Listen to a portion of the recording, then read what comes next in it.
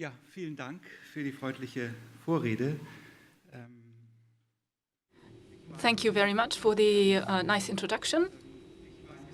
I was a little insecure or unsure about what I can contribute, I as an ethnologist, because there are no other ethnologists on the list of speakers.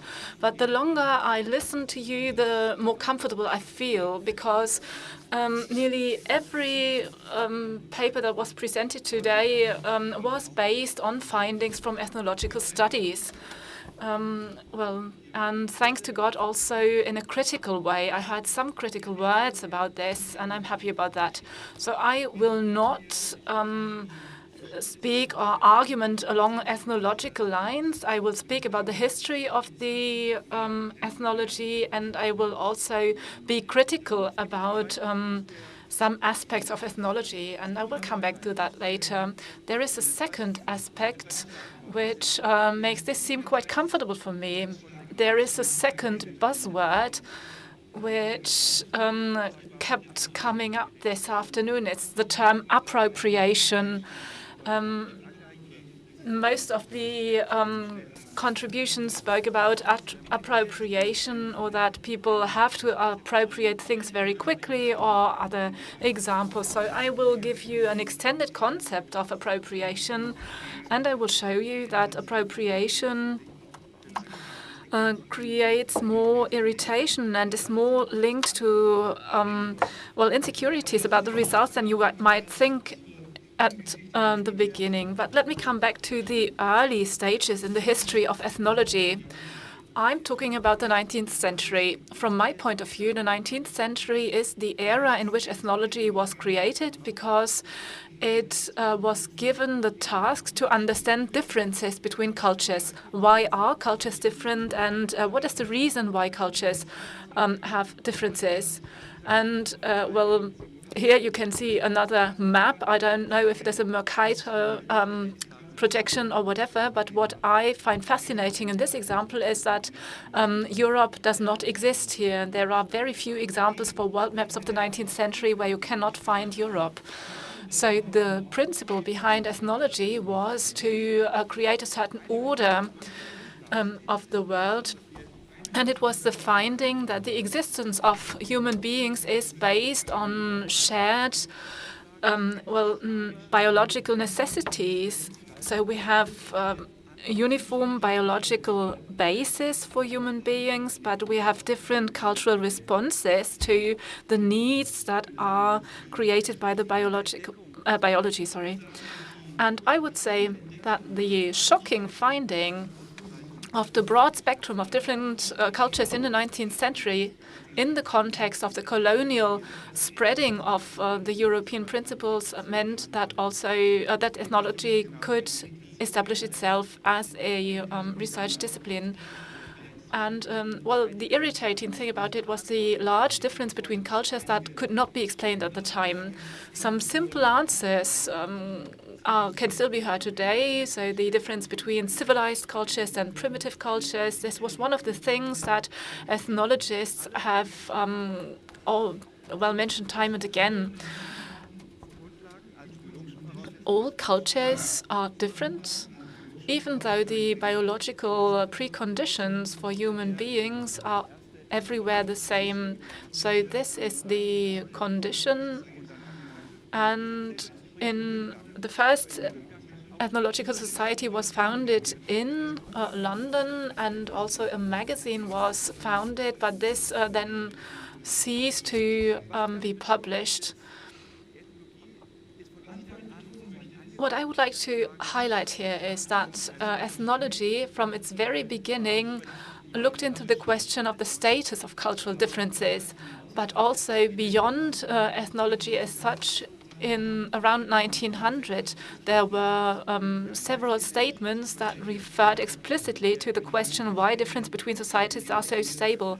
One example would be Georg Simmel, who opened a dialectical approach between those who want to be the same and those who want to be different, who want to distinguish themselves from others, for instance, in fashion by using different kinds of clothes. And this is what is surprising in his early theories is that the differences are considered to be stable and constant. So the differences are something that is taken to be natural and as a proof for the relative position of every society in a global system. Once again, the evolutionary system with the primitive and civilized, or the cultural historical system with different cultural circles or cultural spheres, a word that we are still using today. It only very much later it was understood that differences are made by the human beings. And this gave rise to questions about the historic conditions and about the players, the stakeholders in this process. Who acts when differences are created or disappear? And in the context of the globalization, ethnologists also spoke about the question, who makes the differences? The starting point was the observation of cultural differences or the reaction of different cultures to global influences, because quite often we find different cultural phenomena, and the situation for the differences also changes. We cannot assume that a difference remains stable over time. Difference between cultures is something which is important and still is important and will remain important, but it cannot be understood as a reflex and a reaction to the cultural influences. Well, the question for cultural values, for everyday routines, and what routines are dominating in a certain society, all these are things that need a specific explanation. Well, there was a point in time when we thought that ethnology, in this sense of the word, is not necessary anymore. In the years after 1980, ethnologists developed several concepts that should explain the maintenance of cultural differences. And it was not plausible anymore to explain the changes in the same way as before. The basic parameters were the human beings and their reaction to everyday life. In the early phases of globalization, for instance, Jonathan Friedman and other people developed in the 1990s concepts and differentiated description of the spheres of action. They looked into global influences and how they changed the local culture, and against this backdrop, how the people maintain themselves, not by adapting, but by remaining different. And this is not any longer only a reference to the specific, but a reference to the difference as compared to other local cultures, so the awareness of plurality of local cultures. The power of the local is something which was put in the focus by several actors and seen as something that has a strategic value. Some authors speak of a cultural homogenization. We already heard about the McDonaldization today. And we could also mention Thomas Friedman with his The World is Flat. And this idea of homogenization is something that was repelled by the ethnologists, as was the universal implementation of the principles of modernity. It was understood as globalization was not understood as an equalizing factor. When asking for universalisms, we could see this as a new approach to difference and diversity. In the long history of ethnology, difference is considered as something which is always there. And compared to that, in the context of the globalization, ethnologists became interested in the creation of difference. And difference is re-evaluated in this context. The specific method that was used was the observation on a local level. The terms appropriation, hybridization, bricolage, these are prominent examples for such new conceptual frameworks that strengthen the differences. One example would be the tea ceremony by the Tuareg, which is considered as something very specific for this culture, and this is also kind of an appropriation because tea is a global product, and the Tuareg only started drinking tea in the 18th or 19th century. So cultural appropriation is the topic that I have worked on in the past years, and I understand appropriation as a bundle of cultural processes. The point of departure is the acceptance or the taking over.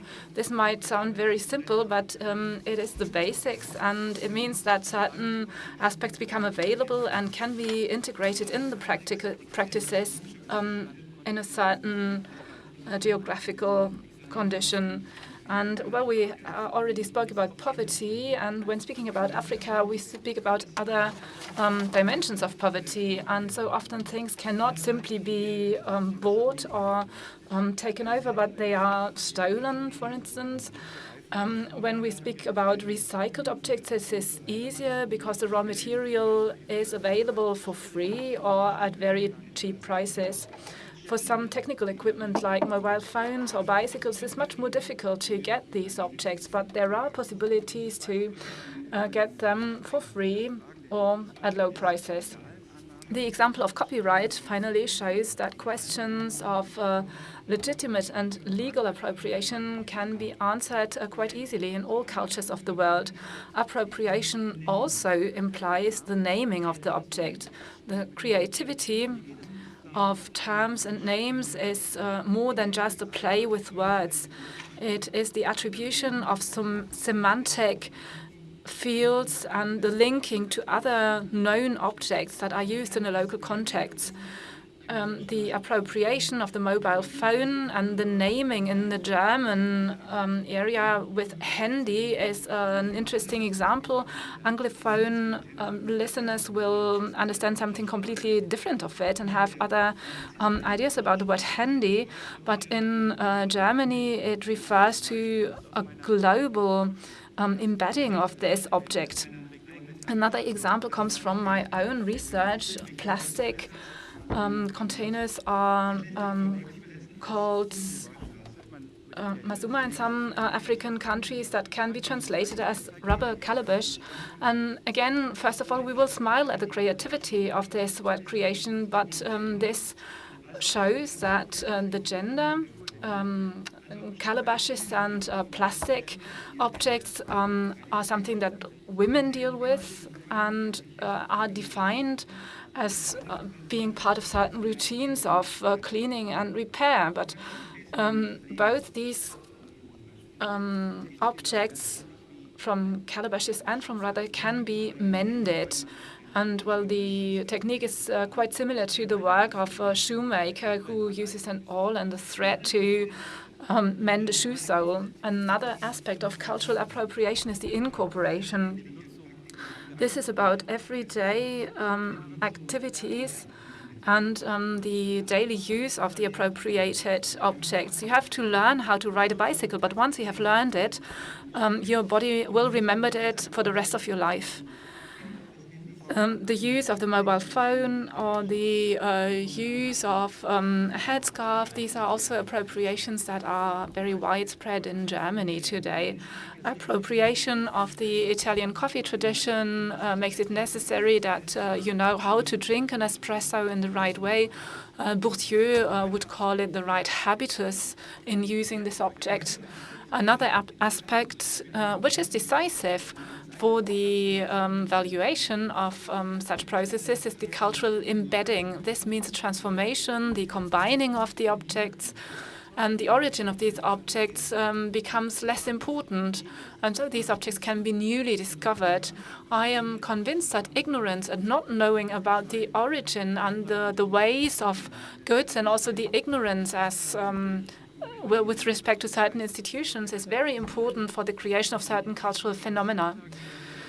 In the media, you might have heard about the extent to which our goods and technologies, food and norms are influenced by different parts of the world. But that does not mean that we feel linked to the places of origin of these goods. The not knowing about the origin of the goods is a good example for appropriation of these goods. And this strengthens the local autonomy and encourages to use these objects and to give them an own value. Appropriation is more than just pragmatic acting. It's an adaptation of available things and institutions. I have here an example of canisters that came to West Africa containing motor oil, but today they are used for food. We would not agree with this kind of appropriation. For us, it would be a problem to drink water that was in these canisters. But this is an example for the revaluation of something which is available. Crafted materials from recycled material are not only linked to the material quality, but they still carry the brand names and the structures, the colors of foreign objects, even though the forms and the shapes of these objects are adapted to the local needs and the local customs. The revaluation of the appropriated objects is linked to the multiplicity of traces. You can see here an example of Mesoamerica. So you can see here the brand names of the Western drinks. But the important thing is that the local technique is combined to the brand name. And so you find here different traces. It is not the origin, but this is overcoming these differences, which is decisive for the appropriation strategy. Appropriated objects are not part of one or the other culture, but they combine the best from at least two different worlds. Speaking with Robert Stamm, we can speak about a palimpsest aesthetics. The rewriting or the overwriting of the origin and the different combination of aesthetics is an expression of differences, but also of creativity. And it is only in the last years that, or most recent years, that ethnologists have understood these aspects, that differences are made and are not simply there.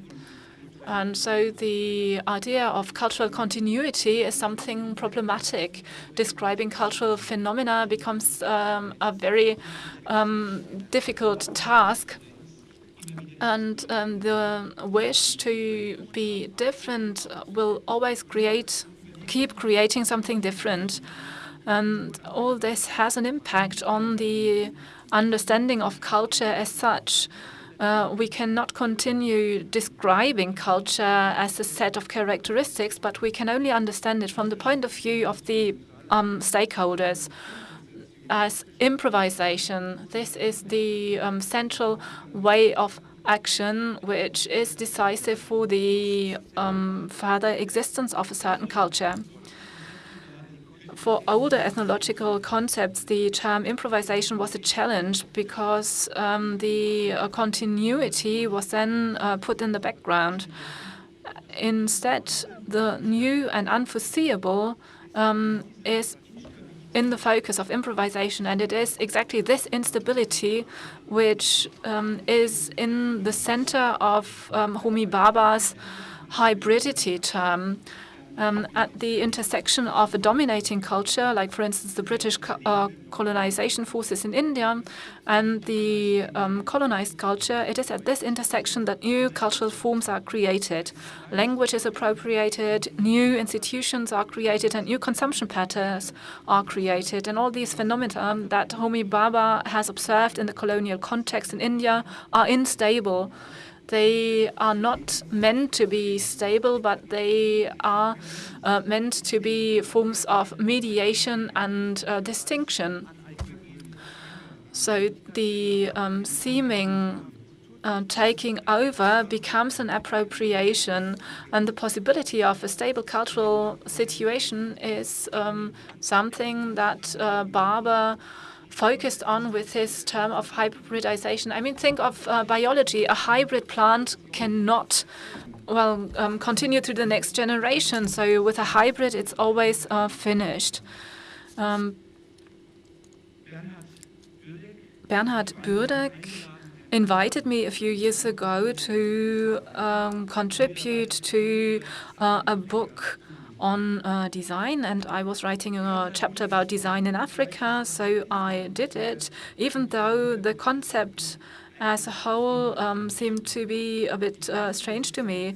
Differences in design are not anymore the differences between regions, and they are not anymore the result of certain specific traditions or backgrounds. Cultural appropriation takes place in all the societies in the world, but the designers have already appropriated the appropriation, as one of the architects earlier today already mentioned. And the idea of difference between different traditions has become incredible. Hybrid objects are created in all parts of the world, and this is also to be seen against the backdrop of globalization. And we can see this as a global phenomenon. I will give you two more examples. One has disappeared. I don't know how, but here you can see a recycled car. Thank you very much.